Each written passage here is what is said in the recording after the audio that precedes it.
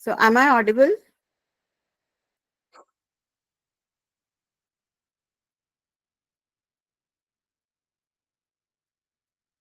Please someone let me know if I'm audible to everyone. Yes, yes, ma'am. Okay. So I think the meeting was accidentally end from some point. Just sharing my screen again.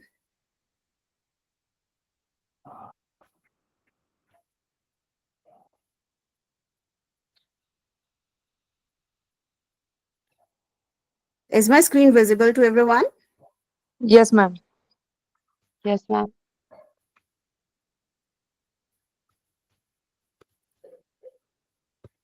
So I hope we completed that how generative AI contributes to the sustainability and how it plays a role in renewable energy optimization. Right? Can someone please acknowledge me?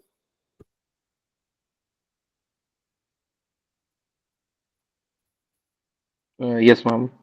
Okay, so coming back again to the how the AI generated material is helping us to perform the to achieve the sustainable goals is that it creates the biodegradable and eco-friendly materials. It helps us to increase the uh, we can say the durability and the sustainability automatically. Like if we will be producing the material or what we can say the things which are AI generated, they are generated in such a way that it increases its durability and helps us to automatically develop our sustainable goals.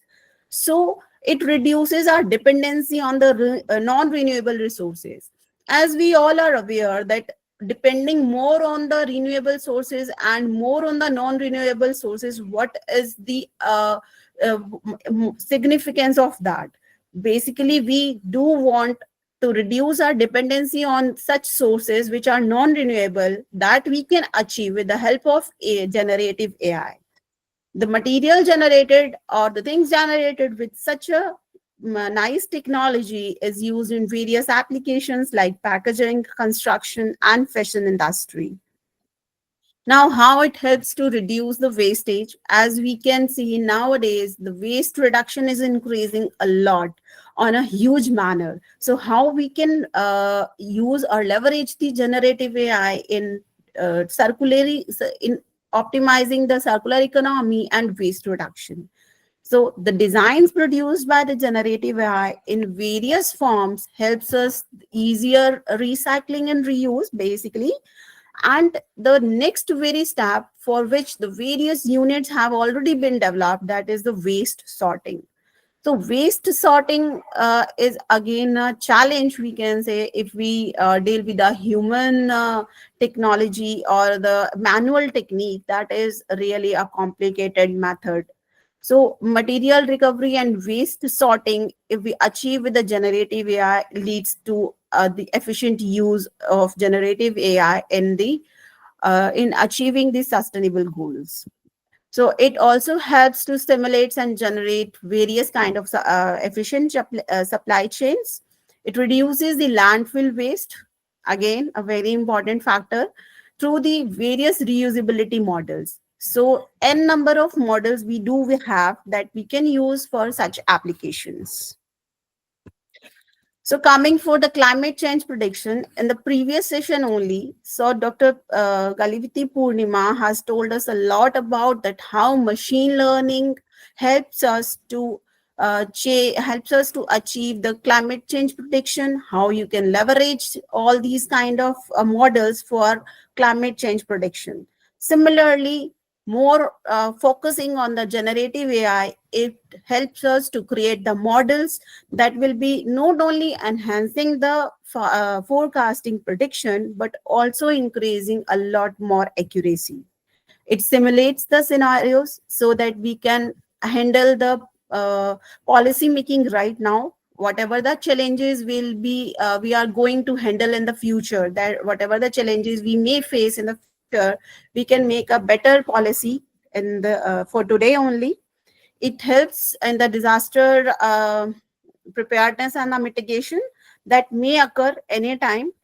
also used for the carbon footprinting in order to reduce the various the climatical waste, we can say. Moving on to the urban planning. So if we know about the urban planning, that nowadays what actually is happening, the deforestation has actually increased a lot more. Everyone is just moving towards the urbanization. So greenery itself, we can say the sustainability is becoming more and more complicated. For that also, our AI improves a lot. It provides us a lot more support. It generates the optimized city layouts. Now, the word itself here, the optimized city layouts, is very, very important. Why? Because it helps for the energy efficiency. It predicts the population growth and urban resource demand, on the basis of which we can, today only, we can predict that how we'll be dealing in the future.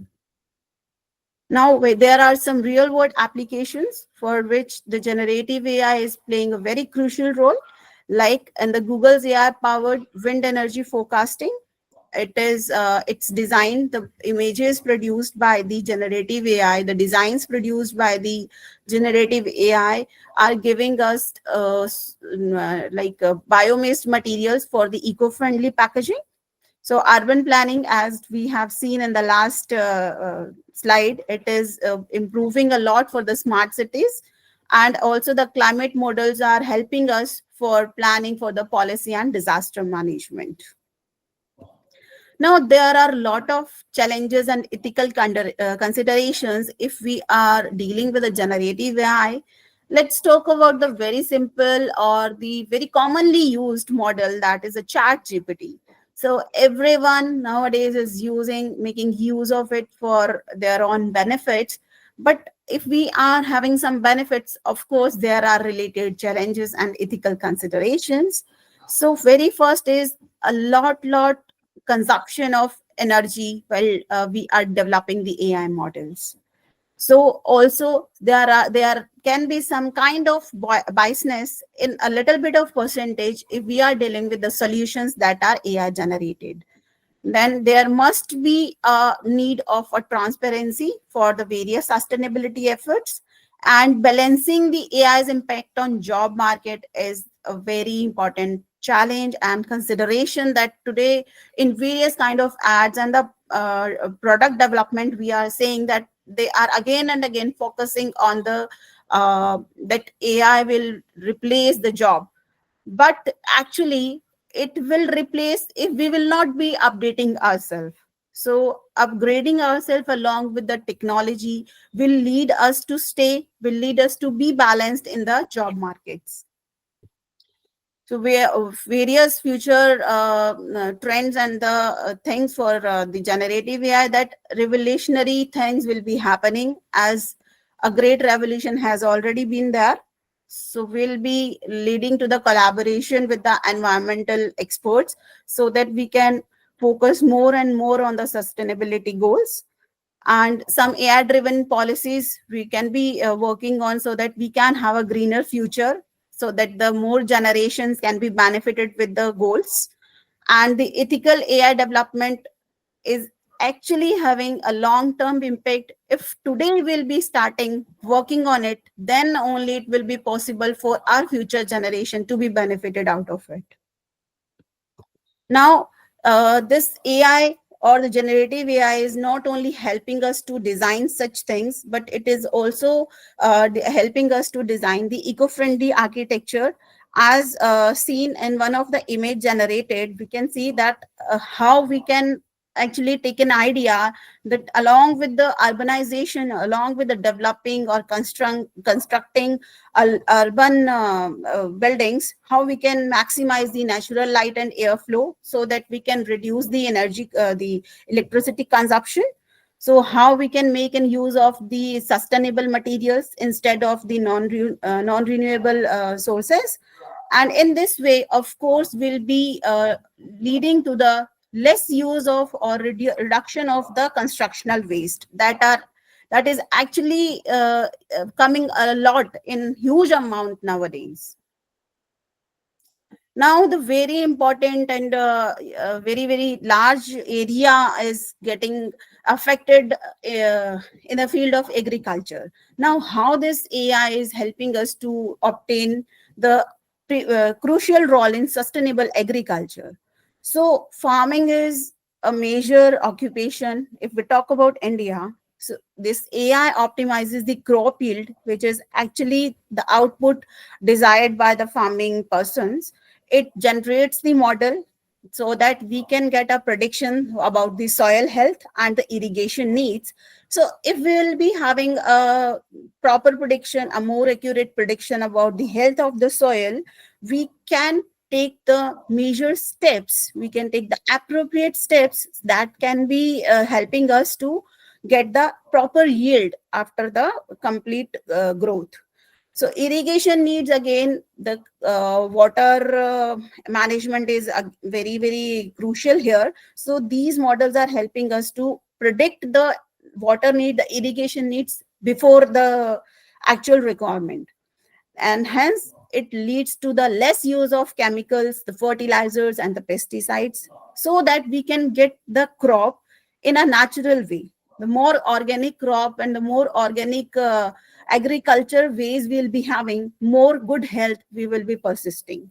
Hence it is increasing, or it is giving us the enhanced food supply chain sustainability. Coming to the water conservation, as talked about the water usage in the agriculture also, how it can help us. It can predict the water demand and the usage trends with the various models.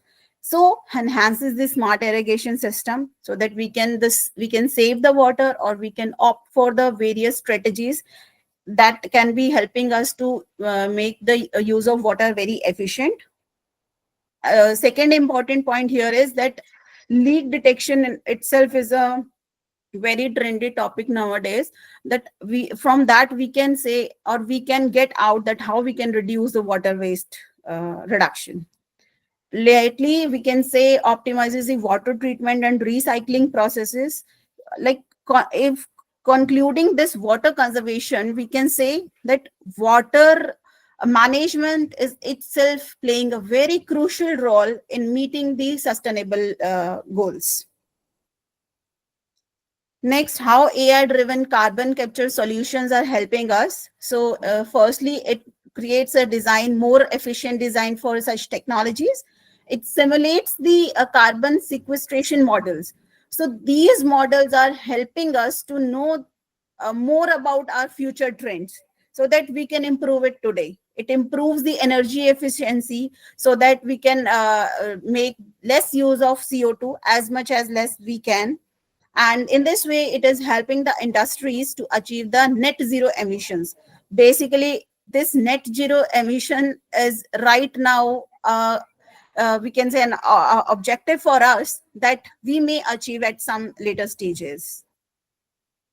Now, how it plays an important role in the area of transportation. This is, we can say, a lot of more examples when talk about the transportation, because everyone nowadays must have either used or seen the electric vehicles, more electric cars, electric auto rickshaws and everything. So it optimizes the battery. It enhances the route planning so that we can get to our destination in a shorter way, so that the less number of emissions would be there, and hence it will be leading to the less pollution.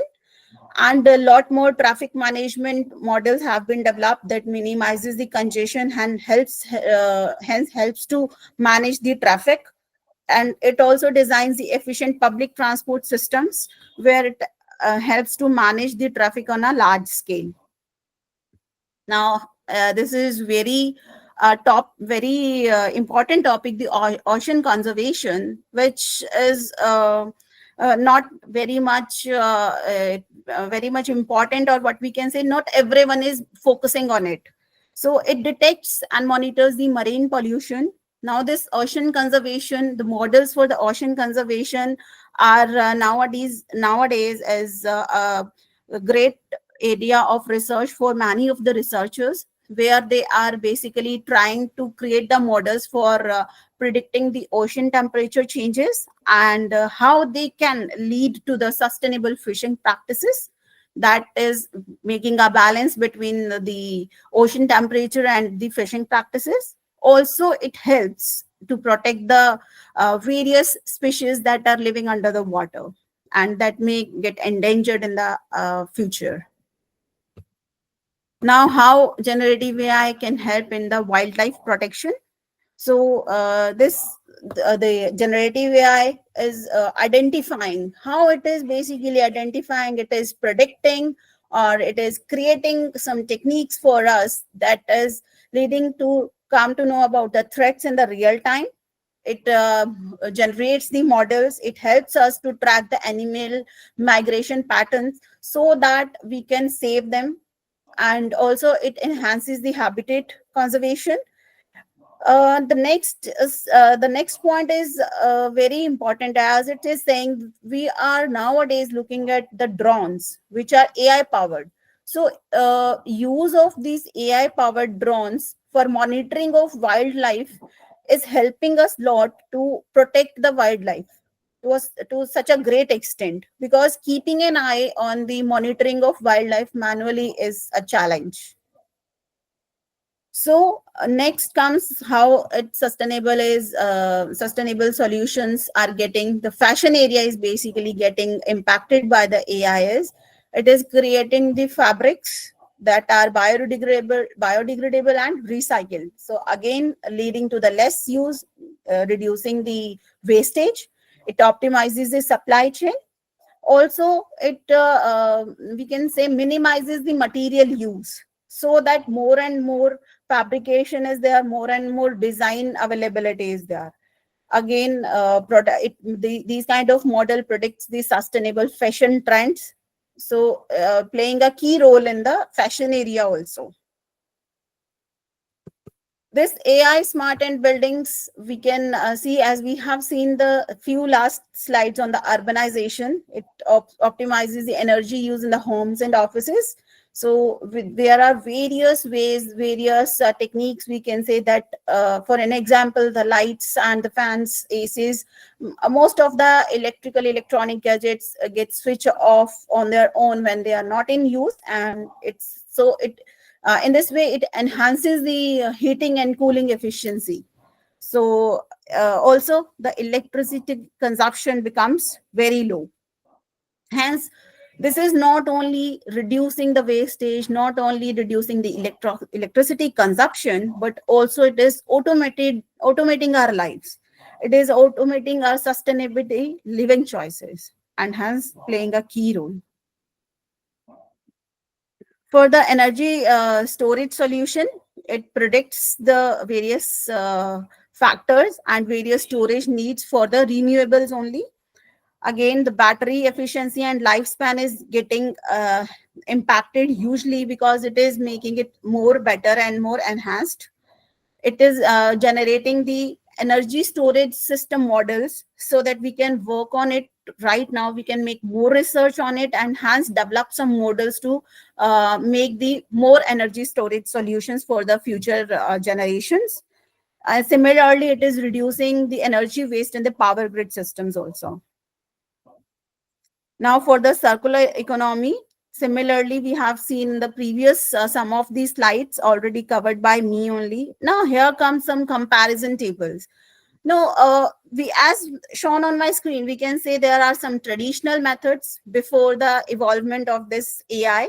Nowadays, we are having the AI-driven methods. Now, very first aspect that we are going to discuss here is energy optimization.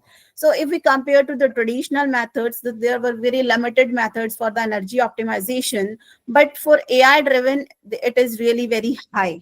We can have the high energy optimization because we are not directly implementing them. Firstly, we are predicting and making the policies, and later we are optimizing it.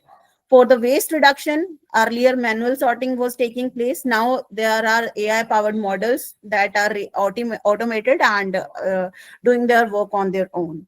For the water consumption, earlier only the basic monitoring technique was possible, but now the leak detection, as discussed, is taking place. For the carbon footprinting, various reactive measures could be there earlier. Now the proactive reduction techniques are taking place with the help of our AI-driven methods. Now, if we talk about the various matrices that we can measure, like the recycling efficiency, earlier, if we talk, whenever we are not having any models, generative AI models, it was just 30% by the manual method. But now we have achieved it with to the rate of 85% for the food, that is the waste reduction. Earlier it was 15%, and we can see from the table only now we have achieved up to 50%. And a very important from the sustainability goal, that is the plastic waste reduction. Earlier it was just a number in a rate of 20%, now it's been 60%. So this technology with its involvement had helped us a lot to achieve more and more with the help of various models and technologies, leading to the various energy sectors, that is manufacturing, transportation, buildings, and agriculture. We are having a high impact for the energy savings, like 15 to 25% in the area of manufacturing, 10 to 20% in the transportation, 20 to 30% when we deal with the buildings and constructions, and 10 to 15% with the agriculture. Although there is lot more, we can say, need for dealing in the agricultural part, that is a hot topic for the research, for some various researchers working in this area. Now, here are some of the future trends, like we can have more impact on the policy making, more green policy making should be there, more methods or the models we can develop for the policy making. AI powered carbon offset tracking, a lot more models can be developed on the same. And the climate simulation, large scale, basically climate solution simulation, it needs more focus, more things, or the more impact it needs to be given. And various AI frameworks for the sustainability, of course, whatever the things we have discussed today, they all, our major goal or the objective is to meet the sustainability goals only later on. So this is the summary that we can take from today's session, that yes, we can say the generative AI is really a game changer as we are looking now, and in the upcoming time, the future, it will really be playing a crucial role. So it optimizes the energy, materials, and waste management. It's very crucial for our long-term impact also. And right now, there is a big need of having various collaborations between the AI and the environmentalists, because the collaboration will lead to the more and more achievements in the area of sustainability development. Thank you all. That's all from my side. Thank you, Ms. Paula, for your keynote on generative AI for sustainable solutions. I now invite Shankar Kumar Acharya, sir, Dean of Postgraduate Studies at Bidhan Chandra Krishi Vishwavidyalaya, Mohanpur, West Bengal. With over 34 years in agriculture education, Dr. Acharya has published 243 papers and authored 109 books specializing in social entropy, energy, and social ecology. Dr. Acharya's keynote will focus on decision support system for monitoring coastal ecosystem of India. Welcome, Dr. Acharya. Now, stage is yours. Mm. Now it's very good noon. Just right on 12. Am I audible? Yes, sir, you. Yes, sir. Yes, you're audible. Okay. I'm Professor Shankar Acharya, Dean Postgraduate Studies of the Premier Agriculture University, very well known BCKV, Bidhan Chandra Krishi Vishwavidyalaya. And I'm honored to be invited here to deliver a talk on the decision support system. So today, you know that in agriculture or elsewhere, I think the uncertainty is increasing exponentially. It is not only for farmers' life, it is everyone's life. Today, at our university, the sports was schedule annual sports and athlete meets. Yesterday evening there was a heavy downpour and storms, and it was cancelled. So the uncertainty, weather is becoming more and more unpredictable, and farmers are becoming more and more uncertain in terms of their production, productivity, and livelihood. For them, market is uncertain, weather is uncertain, technology is uncertain, income is uncertain, livelihood is uncertain, but we are expecting and demanding that they will ensure our livelihood and food security. Everything can wait but food. Those who are providing every hour's food to us, starting from breakfast to dinner or supper, they themselves are not that secure. As you know that joblessness is increasing. It's really a difficult time. Many good things are happening, but many challenges are cropping up every day, every moment. Today my topic will be the decision support system. It's basically, I think, program-driven, computer-driven, an artificial decision-making system. How best it can help the farmers of the coastal region. Why I'm taking the stride for coastal region? Because coastal region in India, 7,600 plus kilometers. They are very much vulnerable to sea level rise. They are very much vulnerable to cyclone. In West Bengal, in a cohort of 30, close to 30, 25 years, there have been 70 cyclones, 69 to 70 cyclones.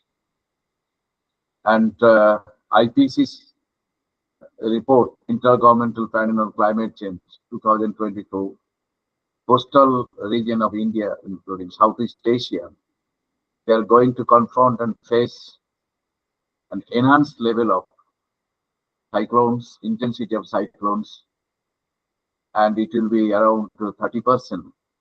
Intensity will be, frequency of cyclones will be increased.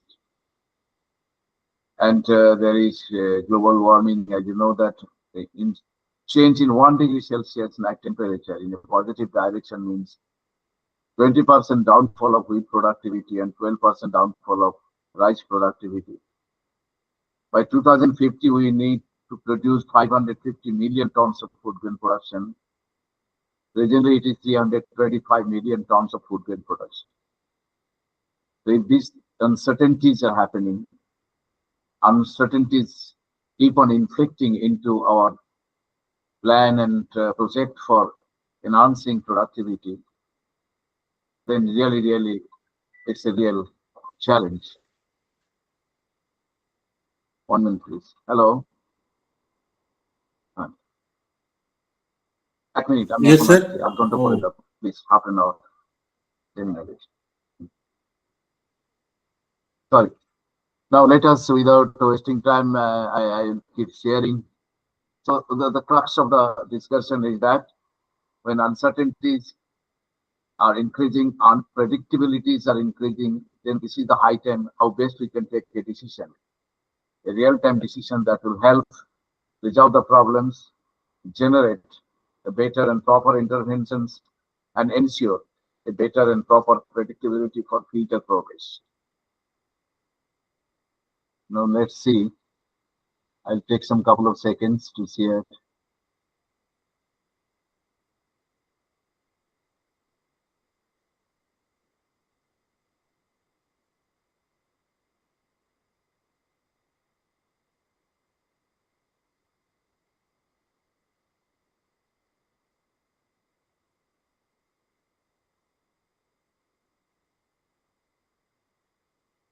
Is it visible? Yes. Hello. It is. The slides are visible? Yes, it is visible now. Okay, great. Right.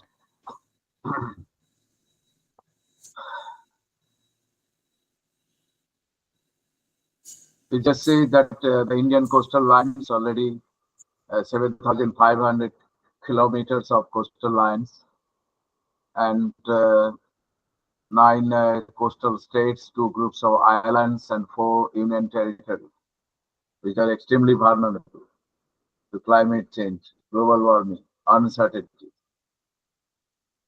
If you see that till 2100, starting from this point is that up to 2010, the maximum temperature was almost maintained around the 32 degrees Celsius. After 2010, the maximum temperature is just skyrocketing. The maximum temperature, you know that it is around sometimes the average of the maximum temperature hovering around to close to 40 degree centigrade, 38 to 40 degrees centigrade. And this time, quite unbecoming in West Bengal condition, Kolkata had to experience 42 plus degrees Celsius temperature during last year, May, June. And this year, I wonder what would be the highest temperature. So temperature means the highest temperature increase. Same times we are finding that departure in percentage of rainfall from the decadal means during 1901 to 2016 departures. I think the rainfall, total rainfall is not reducing. Rather, marginality is increasing. The problem is that the distribution has been skewed.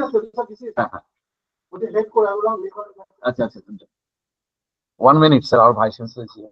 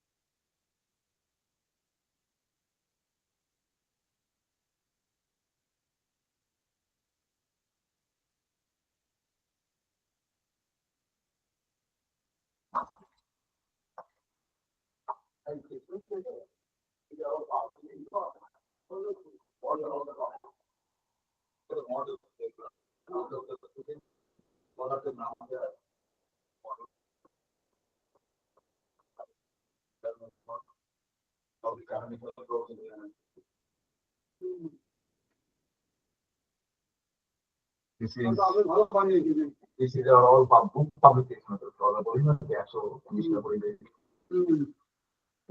So this way, anytime anyone can have an infection. This is the productivity of our favorite subject.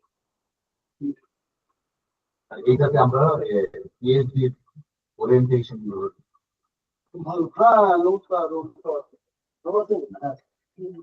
আর এইটা আসতে হয়েছে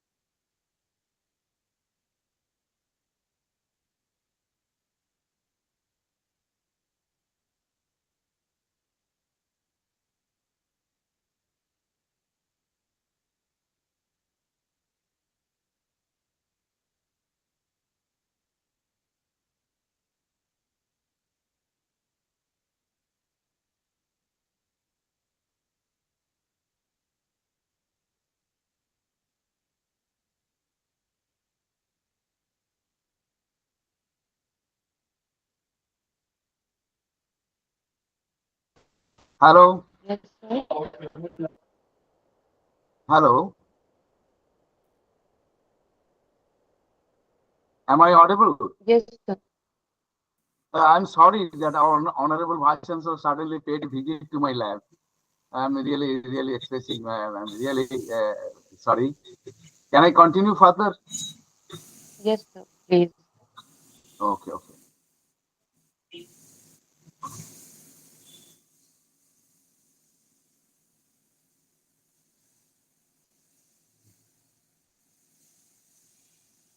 Is it visible? Hello.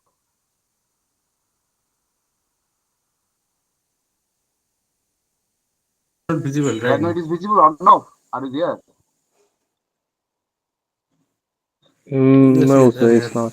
It's not visible. Okay, help me.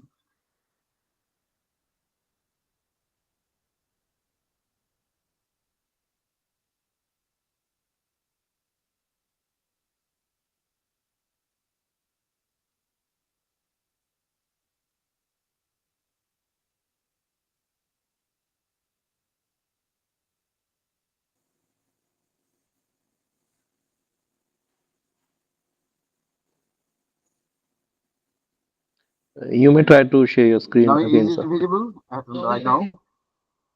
Is it visible? No, sir, it's not still not visible. This is not visible. Now share, no? Window.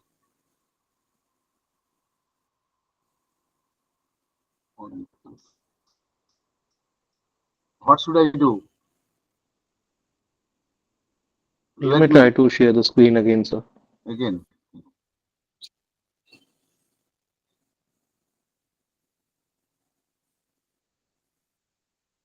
Window. Oh, it's there. What should I do? No. Let me- You may rejoin the meeting if it's That is the better. problem is I arising. think that is better. Yeah, yes, sir. Yes. So I have to leave, no? Yes, sir, you may rejoin. Uh, Leave and join again. I have to leave.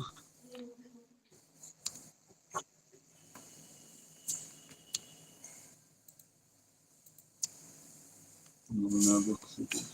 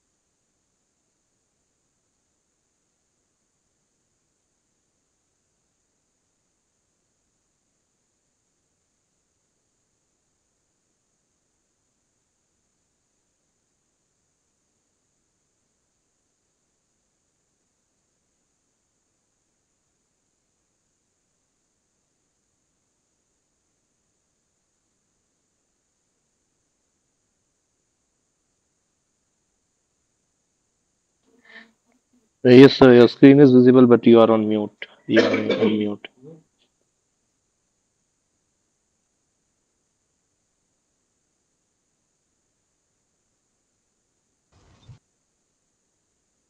Okay.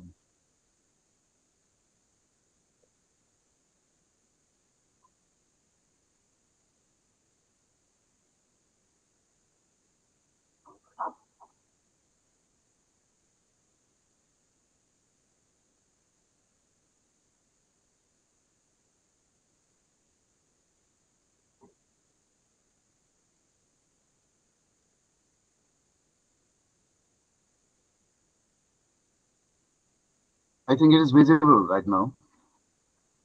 Yes, sir, it's visible. Okay, I'll go a bit faster because I have missed some time. Yes, sir. How many minutes are there?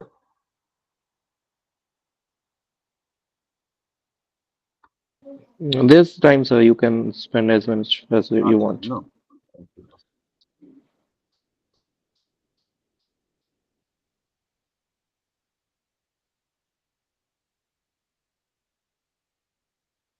It's not moving.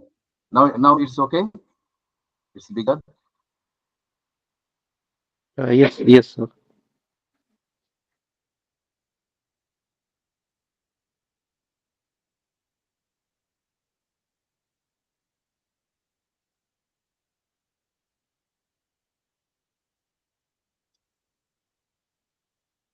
Okay.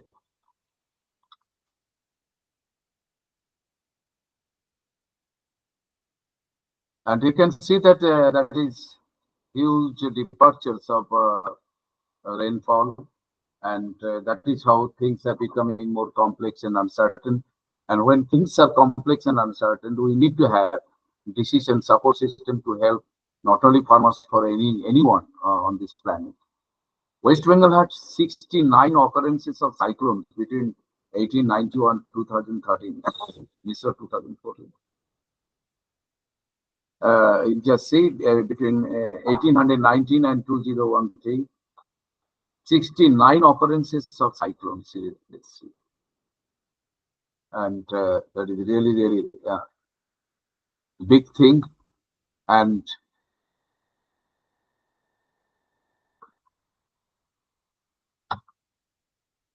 taking and making decisions are turning more complex every time for the social ecology of the coastal landscape.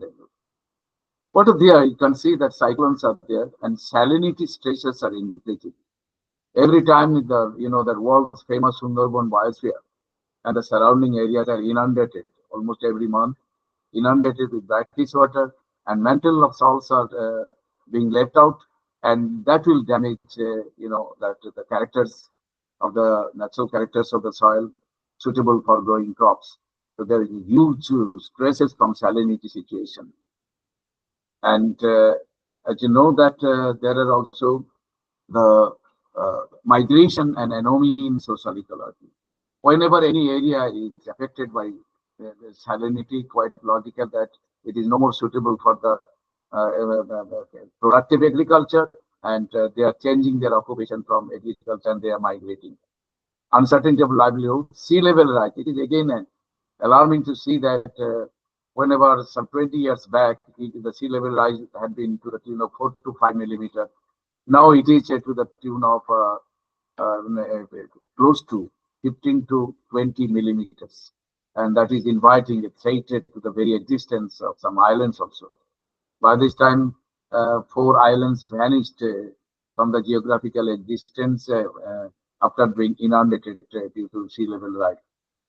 And at the same time, increasing conflict between man and wild animal in the Sundarban area or coastal area, because I think for the animals, tigers especially, the deers are and other prey animals, they are getting reduced because grasslands are reduced and extinct, and they are quitting the what you call your typical forest habitat and attacking the human habitat, and there had been increase of human and animal conflict, loss of biodiversity and eutrophonal counts, and eroding vegetations.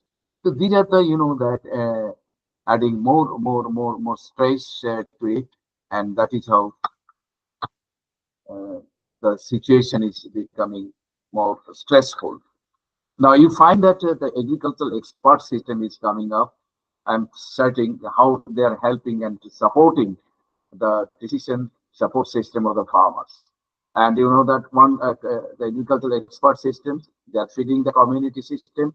Under the community farming, there are small coordinators up there, and from the coordinators, the teeny system, small groups of farmers are, and they are feeding the farmers, which in terms of what you call your IIT Hyderabad in Shagu, you know that the soil data, plant properties, crop data, farmers details, and research data. That is how the data being shared through this decision support system and helping to take decision. And as you know that components used in ICT programs in India, SMS, voice messages, mobile applications, kiosks are there, videos are there. No doubt of, right now, the different apps and ICT devices, but that now how the best can help to take a decision. Application of ICT in the new age Indian agriculture will find that the pre-cultivation period, the one case study is being provided here, the crop selection, land selection, especially land selection. Some many a times farmers are misguided or they're taking wrong decision. The crop is of one type and land is of different type. They think that that is their perception traditional. All types of crops can be of any types of soil, and crop selection and land selection, they are there should be synchrony. And sometimes if it is disrupted, then neither the crop nor the land can go happy. And calendar definition and access to credit, all things are there. And you know that in India, the non-institutional credit is as high as 30% and more, even though even so that is how the non-institutional credit, access to non-institutional credit, and proportionately less institutional credit. That makes the entire credit decisions confusing and jeopardized. Now, you find that that is another is agriculture, the data correction, number crunching, DSS. That is how I am talking to decision support system. Now, what is decision support system or decision support? Decision support is a specific class of computerized information system that supports decision-making activity. So that is, that it will help. It's a computer support system, and that will help decision-making. That today we are using all these things, even simple smart mobile phone. They're helping us to take decisions and purchase or procure or maybe garments or any kind of inputs from a digital marketing system. They are helping us how to take a decision. So it's a specific class of computerized information system that supports decision-making activity. Now, if you find that this is very interesting, in the year 1950, it was a transaction processing system. After that, we entered the office automation system. And after that, we entered management information system called MIS. And after that, now we have decision support system. Decision support system, department-wise and organization-wise, now it will be there used by the CEOs mainly and board of directors, that is ESS, executive support system. Even HR management, they are helping us with the executive support system. After that, we entered the knowledge or expert system, kind of things are there. And now we are passing through the word AI, artificial intelligence. This is, that evolutionary and evolving system from PPS to AI. That is how we are now passing through this system. Now, 7 steps to effective decision making. It's very interesting to see that how best we are passing through from cognitive system to what you call your decision making system. It is very identify the decision. You identify what decision it is about medicine, about agriculture, about marketing, about your career. Then gather information, collect information, that is more important, and then identify alternatives. What are the alternatives? Don't get stuck up to only a linear model of information gathering. So identify what are the alternatives up there and weigh the evidence. There you can find the analytic hierarchical process. A very important thing, how best we can weigh different choices are there, and we can go there. AHP, even Prometheus, the multidimensional scale can be used there also. And next step will be among the alternatives, the highest rated, highest score option can be taken here. Execute it and review your decision. Have a review of the decision whether it was correct, it is effective, and it is tenable further. And you know that fuzzy cognitive is coming here.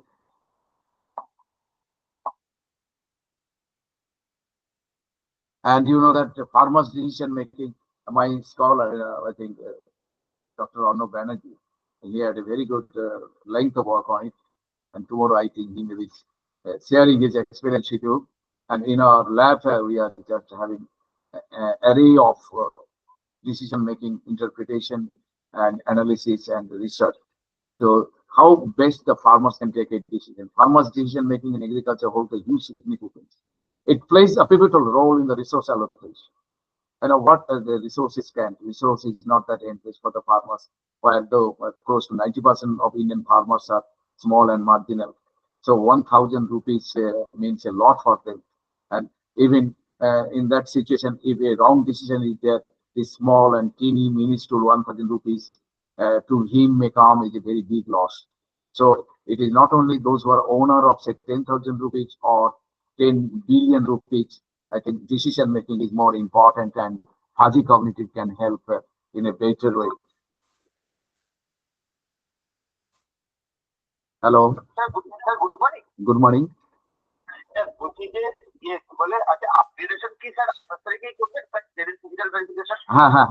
What's the problem? আমি একটা এতে আছি সেমিনারে আছি আমি একটু পরে করছি sorry. So that is how you can find that mental modeling using fuzzy cognitive mapping is very much important, and that is how it will help better.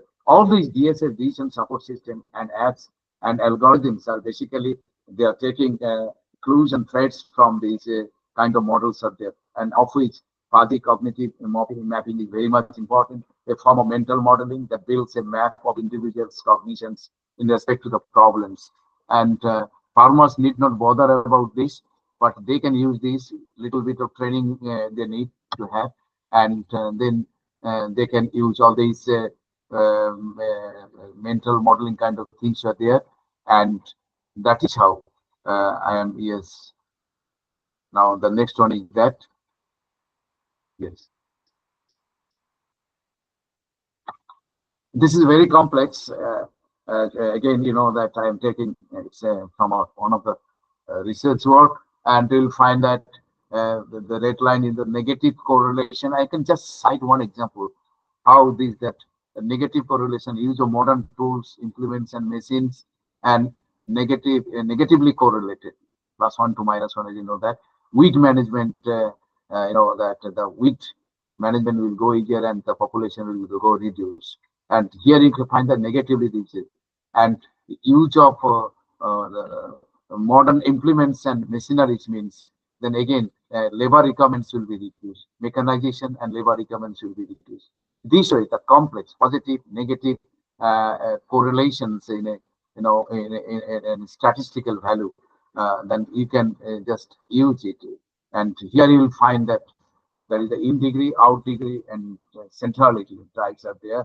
And here you can find that what is the unique changes for one aspect and what are the impact on the other aspects of output aspect.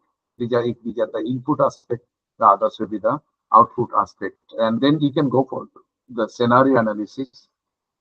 And yes, it is coming here.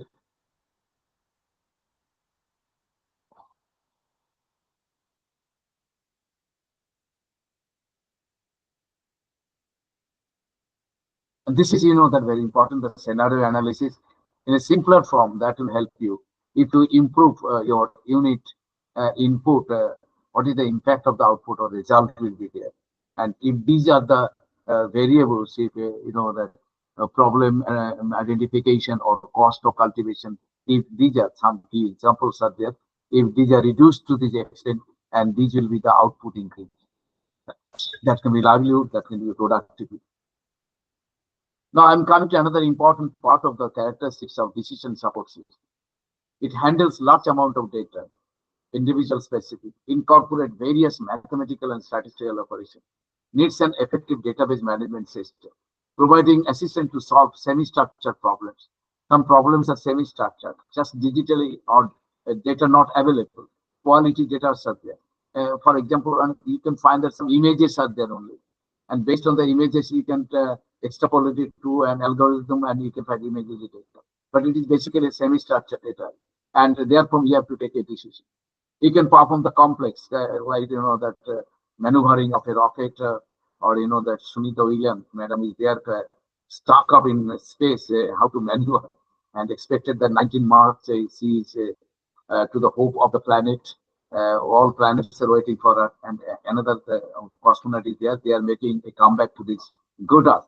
But this is a very complex maneuvering, and that is how these kind of things, these DSA decision support system, or basically uh, can help. And now I'm coming to the characteristics of moving in a very slow manner. I'm sorry. Yes.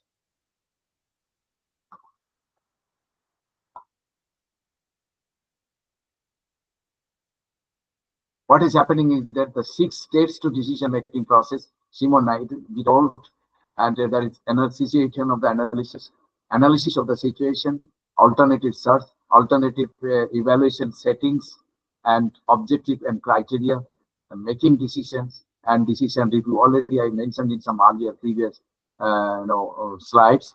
So these are the steps basically being followed here, and yes.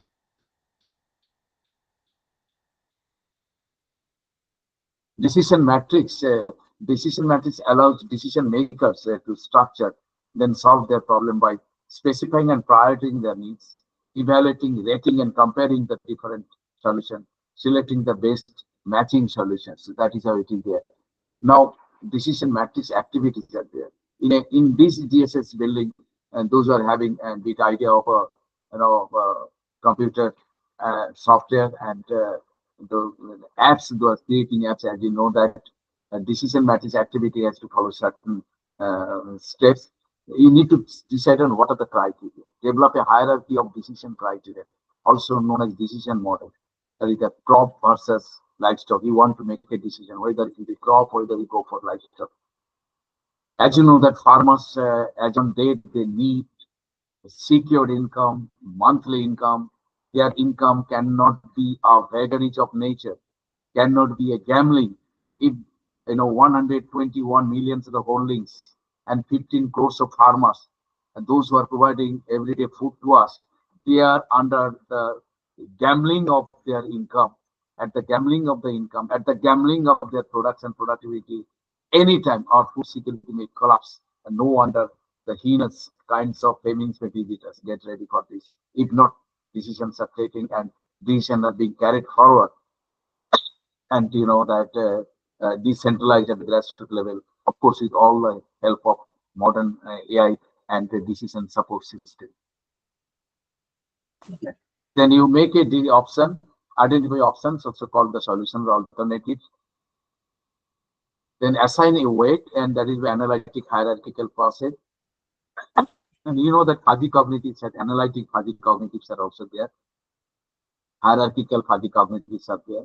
And different scores can be there: AHP, matrix ranking, RBQ, pair comparison, LDF, that is here.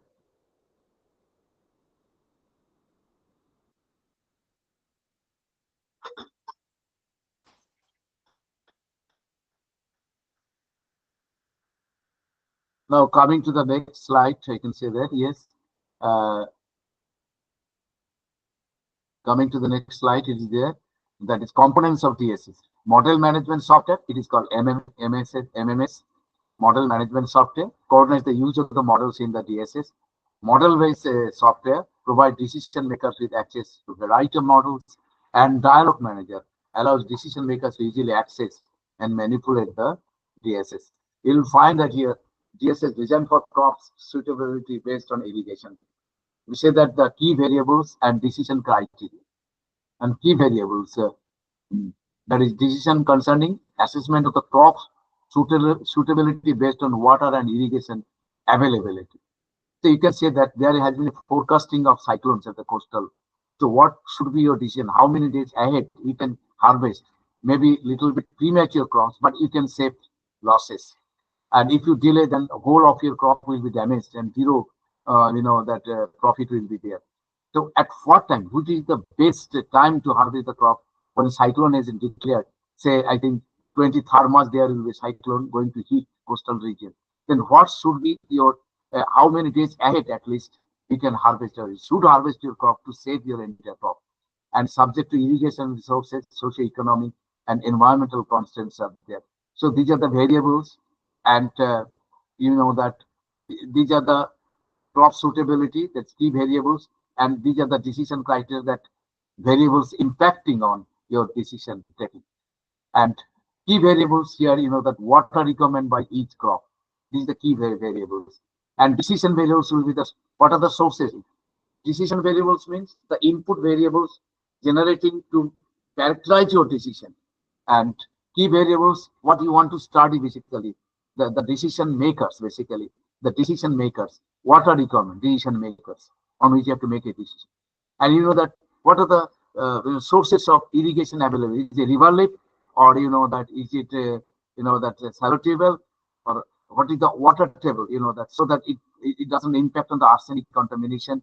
What is the rainfall? If the rainfall is there, why should you bother for exploiting groundwater? So there is a forecasting that rainfall will be there. Last like yesterday, why should you let your crop field go after the underground water or underground water irrigation system? So save our underground water by inviting a rainfall, and then you can find that you can save some gallons of water, means equivalent energy and cost will be there. And social factors are there, the cost of irrigation, and environmental factors, of course, so that these irrigations, already I have mentioned is that due to the sliding of groundwater, what is happening? Global warming being impacted in a positive way. So less and less groundwater available, it has got a very clandestine impact on the whole crux of the meteorological behavior of rainfall or cyclones.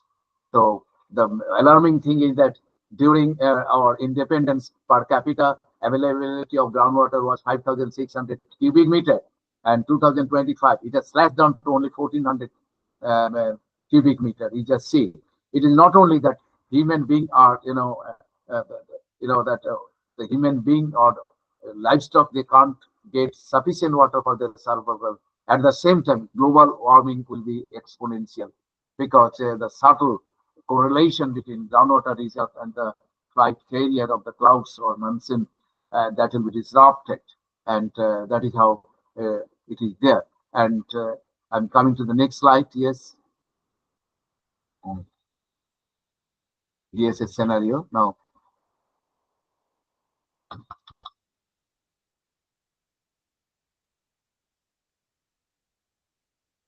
Structure of the GSS, exogenous inputs are there, key indicators, mathematical analytical models, that is the programs and logic, multi-criteria analysis, and that will take decision. Exogenous inputs are inputs that are not changed by the decision maker. Already you know that.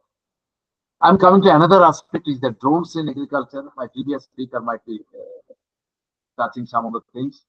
Drones are coming up in helping your decision making in a great way, especially for the farmers.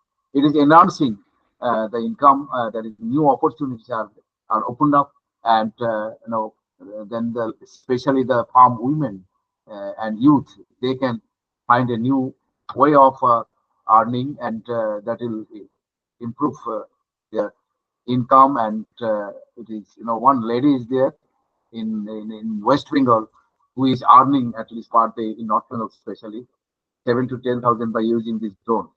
The application of drones means it helps reduce the unnecessary application of irrigation, is reduce the damaging amount of pesticide being applied in the crop field, saving ecology. It helps managing time properly. At the same time, since the management is precise and perfect and uniform, then that will help a better agricultural management and ensure productivity. Now it is there. You just see the agricultural drones market by regions, by billions. It is an exponential increase, starting from 2016, and it is now that it is increasing like anything.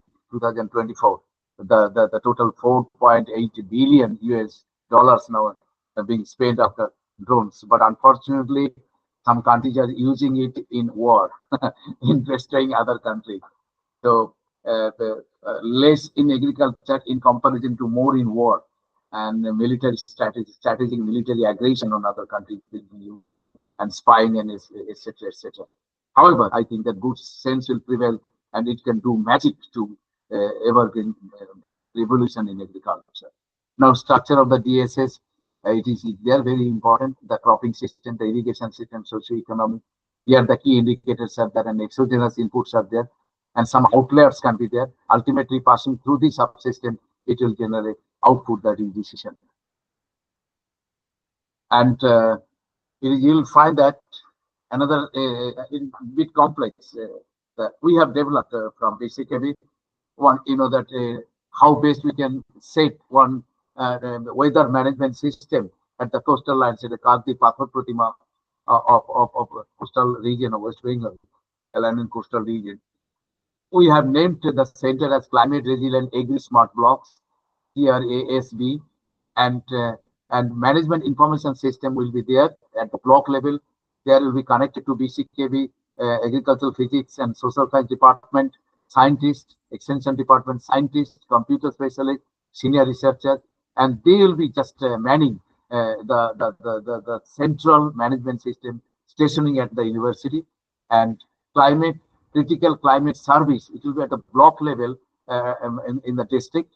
That the disaster management team will be there, extension experts will be there, government nominated experts will be there, and some SC/ST representative will be there, since the coastal area is basically dominated by SC/ST population. Then kiosk will be there on the finger touch. They can come to know the price of the crop, the weather forecasting, and it will be at the block climate manager block level. And some kiosk will be there at the panchayat level. And continuous capacity building in terms to be imparted by the scientists, ICT experts, senior research fellows, and community climate managers. We have named them as the community climate manager. No more farmers or opinion leaders or progressive farmers. Now they have been renamed as community climate manager, CCM. And as you know that their work will be the CCM for formatting data generation, questionnaires, guidelines, preparing training modules, organizing training for multi-level stakeholders, designing participatory demonstration, etc.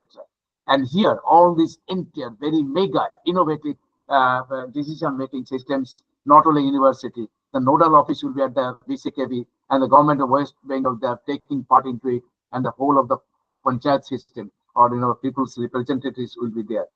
And before that, I can show that ingredients still away in decision making. It can go on the model being developed, that is the connecting the critical problem points, and at the same time exchanging an osmosis, digital osmosis of different experiences, sharing their different experiences and feedback. That is the block climate manager. As you show that block climate manager now connected to disaster management team and MIS or decision support system and expert systems combined together. They'll go on feeding the disaster management team and block climate manager. And then critical service providers, CSP. For example, during cyclones, worst sufferer, of course, the human being, but even more worst sufferer are the worst sufferer, even the livestock. So, critical service provider that will be providing medicines for the victims, cyclone victims, and it will immediately, at any point of time, it can be sent. And we have a plan to use the drones. Drones can we can take the help of the drones that can take critical medicines to the destination, and some of the speedboats will be made ready. They can carry fodder for the livestock, and of course dry food and medicine to others. And planning, monitoring, and capacity building. That is, continuous planning will be there. Continuous monitoring, tracking will be there. Continuous training will be there, so that whole of the system will be resilient, effective, and robust. Apparently, it will be small, but if you say that for the 12 blocks in certain coastal zones, they are coming up with this climate resilient smart centers. We just think we can manage the entire coastal lines of West Bengal. So that is the kind of things and robust decision support system we are on the office. Then community resource bank. Here is very much important. This community resource bank, they are having all kinds of inputs. They are having all kinds of data, history data, and mind that I'm just on the it is penultimate slide. Only one slide. Thank you, slide is there waiting.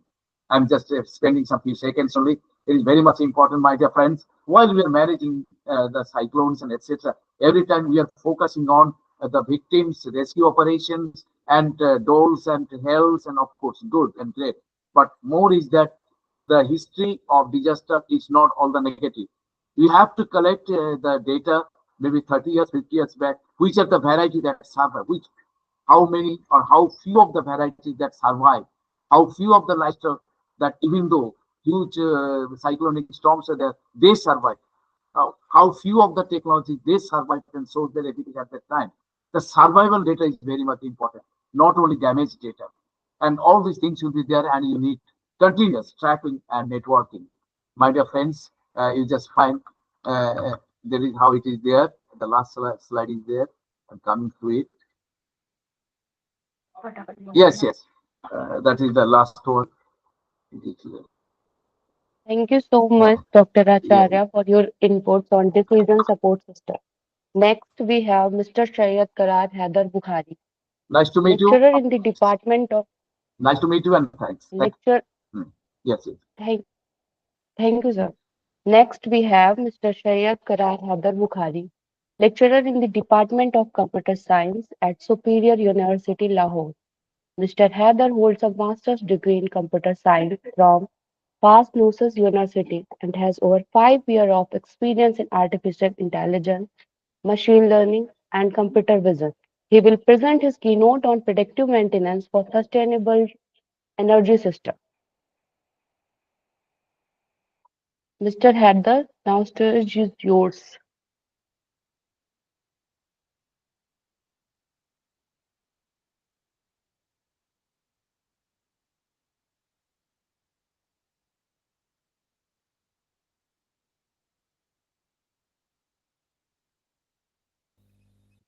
Hello, can you hear me? Yes, sir. My screen is visible to you. Yes, sir, it is.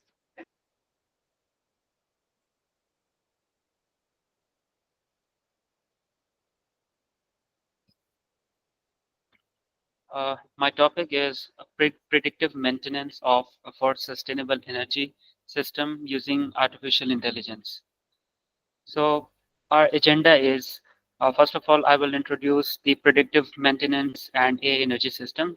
Then I will discuss some sustainable energy systems and how AI technology is useful in the predictive maintenance and what are the benefits of predictive maintenance in energy systems. And later on, I will discuss some case studies uh, of successful implementations and the challenges and limitation of AI in predictive maintenance and the future trends. And then I will conclude. So let's start from the introduction. First of all, we have to understand the foundation about predictive maintenance in and AI energy in the system. Uh, First of all, what are the defining the predictive maintenance? Predictive maintenance refer to a data-driven approach, equip maintenance that utilize advanced analytics using AI algorithm to predict where the maintenance is required. This strategy move away from the traditional reactive maintenance that critically anticipate a failure before they occur. So basically, uh, when we get the early detection in the failure of the system by using AI algorithm, so we can maintain our systems efficiently. So the importance in sustainable energy, the predictive maintenance is vital for ensuring high availability, reliability. Third one is renewable energy sources such as wind and solar. And these maintenance need we can reduce waste, optimize resource usage, and it can contribute positively to the environment sustainability as well. So, role of AI in predictive maintenance. AI plays a crucial role enhancing predictive maintenance by enable analysis of vast amount of operation data collected from sensors. AI technique help in identify patterns, indicate potential failures, informing proactive maintenance strategies that can minimize the risk and the cost. Basically, when we are using AI algorithm to predict the faults in the system, it can save our cost, and it also provide efficiency. Current landscape and challenges.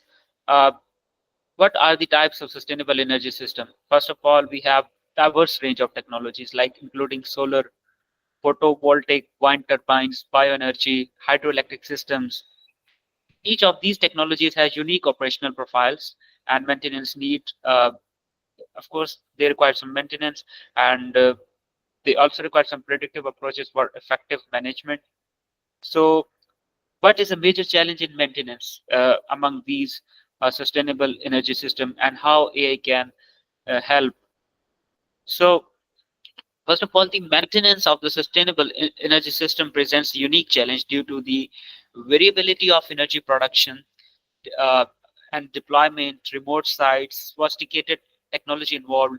Maintenance strategies must adapt to unpredictable factors such as weather conditions and equipment and the lifespan. So the major challenge in the uh, sustainable energy system, the major challenge is dynamic environment. For example, if we're discussing about wind energy system, so there is a dynamic environment. It totally depends upon the environment. So a need for predictive approaches. Given the complexities and the critical role the reliability plays in energy production, there is a growing need for predictive maintenance to identify issues before they become critical. So basically, AI help and support in the early detection of failures. This approach not only enhance reliability but also align with the sustainability goals by minimizing the ecological footprint and maintenance activities, driving the future maintenance strategies. So the question is how we can use AI or machine learning to get the data analytics and get the failures to get rid of these problems. So first of all, we can use machine learning for the forend to predict the maintenance. There are a lot of tools where we can perform data analytics. There is Power BI and many other tools where we can pass the data and get some predictions and get some calculations and get some analysis. And we can also use machine learning algorithms to predict the failures as well. So basically, machine learning algorithm allowing the system to learn on the historical data and improve over time. Algorithms can detect anomalies in the operational data and evolve their predictive capabilities, reducing the false positive and improving the maintenance by scheduling the accuracy. So what is data analytics? Data analytics involve the extracting actionable insights from the vast data set collected from the energy assets. The point is, if we apply data analytics techniques, data pre-processing technique, that would be really useful. Uh, we will gather the useful data and ignore the uh, uh, unnecessary data. By using statistical analysis and the modeling technique, organization can identify trends, correlations, and that informs strategic maintenance decisions, thus enhancing operational effectiveness. So that is relevant to the data analytics. And third thing is how we can deploy these systems in the in the technologies. Basically, we have IoT technology. When we use the machine learning models to deploy in the system, so there are IoT devices that use integration. What are the IoT devices? Simple is that IoT devices consisted of three things. The first one is hardware, software, and the wireless involved in the device. It required internet for the connectivity, wireless internet connectivity. There are three things: hardware, software, and the wireless connectivity of internet. So this is IoT. So it is the backbone for the predictive maintenance, enabling real-time data collection from the sensor placed on equipment. IoT facilitate the seamless integration of equipment, monitoring which predictive analytics, and providing actionable insights that can inform timely interventions. Benefits of predictive maintenance in energy system, advantages of forward-looking approach. The first, cost reduction, increase efficiency, minimize the downtime. Cost reduction, implementing predictive maintenance strategies lead to cost saving through reduce the first emergency repair, lower labor cost, and optimize inventory management. Predicting failure, organization can allocate resource more efficiently and avoid the high cost associated with unplanned downtimes. Increase efficiency. Predictive maintenance enhance overall system efficiency by ensuring equipment operates at operational capacity. This can lead to higher energy output and improved performance metrics, which are particularly crucial when dealing with the renewable energy generation and the distribution. So, minimize downtime.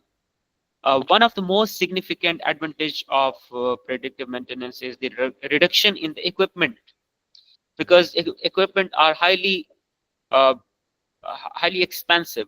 So proactively addressing the potential issues, organization can minimize disruptions to energy generation and maintain steady service availability, thus improving the customer satisfaction. Case studies of successful implementation in the real world application. There are numerous organizations have successfully implemented with these AI technologies for the cost effect. Of course, they have a huge impact. And what we lesson learned, the case study provide invaluable lessons are regarding like, uh, for example, I will give you the real example in the world. If you see on Saudi Arabia or UAE, they have the company ADNOC, and they are working on the renewable energy products, and they are also using artificial intelligence or AI algorithms for the predictive maintenance. ADNOC is an ADNOC. If you Google this company ADNOC, that is in Abu Dhabi, so they are using AI strategies for the maintenance and also using for the renewable energy projects. What are the challenges and the limitation of AI in predictive maintenance? First of all, data quality issues, integration challenges, scalability concerns. Uh, Data quality issue, one of the primary challenge, quality of data collection. Data collection is really important. Poor data quality can lead inaccurate prediction. Organization must invest in the robust data management practices to ensure reliability and validity. What does mean reliability and validity? Basically, when we train AI algorithm on any kind of data, uh, AI algorithms is totally dependent upon the uh, on the data sets. If the data set will be if the data was corrupted, if the data was not good, if the data quality was compromised, then AI model, the results of AI model will also compromised. So integration challenges, integrating AI tools to existing maintenance framework possess significant challenges. Human operator requires significant planning resource and essential to have a well-defined implementations. Scalability. An organization expand their predictive maintenance initiatives become a matter of growth in data volume, complexity, and architecture and framework that can adapt to evolving the demands. Future trends. um, the evolution of predictive maintenance will be driven by emerging technologies such as edge computing, augmented reality, advanced analytics. These technologies have potential to enhance processing, real-time decision making, further improving maintenance outcomes. Regulatory changes as government and organization place an increasing emphasis on sustainability. Regulatory frameworks will likely evolve to support uh, predictive maintenance methodologies. And of course, advantage and reinforce sustainability commitments. Sustainability goals, the shift towards sustainability. Meeting global sustainability goals will depend on optimizing resource use and reducing emissions, ensuring the longevity of renewable energy assets. Conclusion and the key takeaways. Summary of insights. The presentation has highlighted how predictive maintenance underpinned AI technologies becoming indispensable component in the management of sustainable energy system. Third, understanding its definition, benefit, challenging, and future trends, and stakeholders. Basically, stakeholders are, of course, government is one of the stakeholders. in this plan. Strategic recommendation organization should prioritize the integration predictive maintenance into their operation strategy, invest in the quality data management, and foster a culture innovation, maximize the potential predictive technologies. Call to action. Moving forward, stakeholders must engage in the collaborative effort to share knowledge, address challenges, and collectively advance implementation of predictive maintenance solutions across energy sector to drive sustainability initiatives. These are the references. And yes, thank you. Any question? So that was the complete introduction about renewable energy systems. Thank you. Any question? Yes. Thank you. Any question?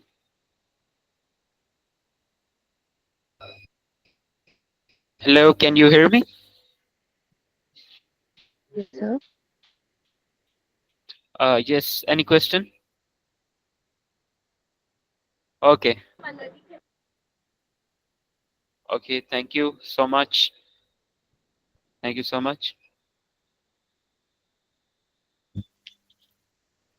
Thanks to all for joining for the day first of conference. We shall resume the conference tomorrow by same time with same link. Thanks for the day.